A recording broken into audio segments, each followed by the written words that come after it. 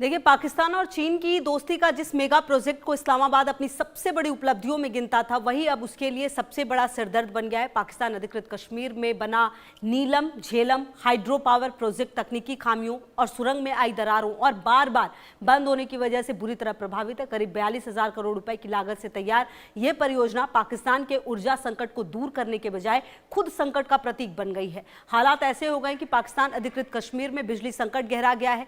स्थानीय लोग लगातार प्रदर्शन कर रहे हैं और सरकार के खिलाफ नाराजगी भी खुलकर सामने आ रही है। विरोध की आंच सिर्फ शहबाज शरीफ सरकार तक सीमित नहीं है, बल्कि सेना प्रमुख फील्ड मार्शल असीम मुनीर भी लोगों के निशाने पर हैं।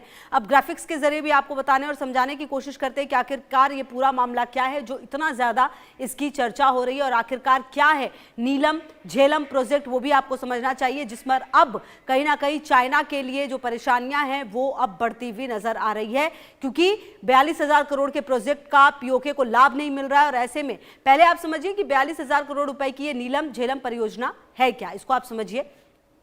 नीलम झेलम नदियों पर हाइड्रो पावर प्रोजेक्ट है ये, और चीन ने, आपको बता दें कि 42,000 करोड़ रुपए का निवेश किया है यहां पर, और चीन की मदद से तैयार हुई परियोजना करीब 1,000 मेगावाट बिजली पैदा करने का लालच दिया गया।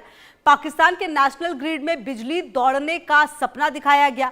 पीओके में ऊर्जा संकट खत्म करने का दावा था, लेकिन शहबाज और मुनीर के दावे के बाद भी अंधेरे में रहता है पीओके, और पीओके को रोशन करने के बजाय दूसरे हिस्से में भेजी जाती है बिजली। और यही वजह है कि ये जो कहीं ना कहीं परिस्थितियां हैं वो बिल्कुल विपरीत होती हुई नजर आ रही है। अब आपको बता दें, शहबाज और मुनीर ने ये, जैसा कि हम आपको बता रहे थे, पीओके की नदियां जो है अगर आप देखें तो वहां की सबसे बड़ी प्राकृतिक संपदा है। अगर आप शहबाज और मुनीर ने देखिए पीओके को कैसे ठगा है, नदियों पर बांध बनने से बड़े पैमाने पर बिजली पैदा होती है, ये हम आपको बता रहे हैं कि आखिरकार कैसे ठगा गया है चीन की तरफ से। चीन अपनी विस्तारवादी नीति को लेकर दुनिया जानती है उसके बारे में, अब बावजूद उसके बिजली का इस्तेमाल घाटी के लोग नहीं कर पा रहे। जी हाँ, क्योंकि इस बिजली का इस्तेमाल कहीं और किया जा रहा है, इस बिजली को कहीं और यूज किया जा रहा है, और कहीं ना कहीं ये जो पूरी परिस्थिति है वो काफी ज्यादा विपरीत हो गई है। बिजली पाक के दूसरे हिस्सों में भेज दिया जा रहा है, मतलब पीओके के लिए जो लाई गई बिजली थी वो अब पाकिस्तान के दूसरे हिस्सों में लाई जा रही है, जो वहां के हुक्मरान चाह रहे हैं वहां पर लाई जा रही है। और इसीलिए कहा जा रहा है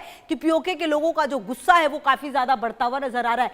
पीओके में लोग मिनट मिनट की बिजली के लिए मोहताज हैं। देखिए, आर्थिक संकट तो है ही, आर्थिक चीजों से तो जूझ ही रहे, लेकिन बिजली पर भी एक एक मिनट की बिजली के लिए भी वहां के लोग मोहताज हो रहे, वहां के लोगों को बिजली भी नहीं मिल रही है। घाटी के लोगों को थोड़ी बहुत बिजली मिल जाती है, जी हाँ, जो घाटी के लोग हैं उनको बिजली मिल जाती है, लेकिन जो पीओके के लोग हैं जो अंदर के, उनको बिजली नहीं मिल रही है।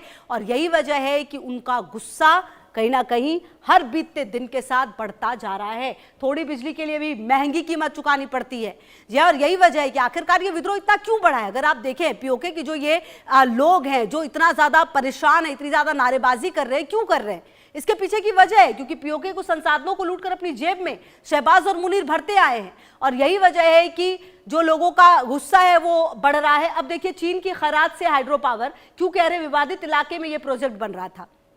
सबसे पहली बात तो ये है कि ये जो पूरा प्रोजेक्ट बन रहा था वो बनी विवादित इलाके में रहा था। दूसरी बात क्या है, कई वैश्विक संस्थानों ने फंड से इनकार कर दिया, मतलब कई वैश्विक संस्थान जिसको फंड देना था, जिसके पास ये गए कि चलिए हमें फंड मिलना चाहिए इस काम के लिए, हम ये काम करें, लेकिन किसी ने भी, बहुत ज्यादा वैश्विक संगठनों ने इस पर कोई इंटरेस्ट नहीं दिखाया। चीन ने 42,000 करोड़ रुपए की मदद की। अब देखिए, चीन जो कहकर आया कि भाई हम तो मदद करने आ रहे हैं, 42,000 करोड़ की मदद कर दी इसने, लेकिन अब इस मदद के एवज में क्या, ये भी तो बड़ा सवाल है। पाक ने 5.15 अरब यूनिट बिजली पैदा होने का दावा कर दिया, लेकिन इन दावों से अलग, इन दावों से इतर ऐसा कुछ हुआ नहीं, और जो परिस्थितियां बनी वो कहीं ना कहीं पाकिस्तान के हित में नहीं बनी। और जो पूरी परिस्थिति है वो आप देखिए कि पूरा उल्टा होते हुए नजर आए, जहां पर पीओके को ये सपना दिखाया गया कि बिजली मिलेगी। पीओके को ये कहा गया कि क्योंकि पूरे इलाके में महीनों से लोड शेडिंग जो है वो लगातार जारी है, जी हाँ, और कहीं भी बिजली जो है वो प्रॉपर मिल नहीं पा रही है, तो पूरे इलाके की स्थिति ठीक है नहीं। लोगों का जो गुस्सा है वो काफी ज्यादा भड़कता हुआ नजर आ रहा है। कम वोल्टेज के चलते जो बिजली उपकरण है वो काम नहीं करते, तो ऐसे में बिजली होना या नहीं होना एक ही बात है। लेकिन बड़ा सवाल यह है कि जिस उम्मीद के साथ ये प्रोजेक्ट शुरू किया गया, आखिरकार वो पूरा हुआ क्यों नहीं, क्योंकि अक्सर मोबाइल सेवाएं जो है वो ठप हो जाती हैं, इंटरनेट सेवाएं ठप हो जाती हैं, तो ऐसे बिजली का फायदा क्या है।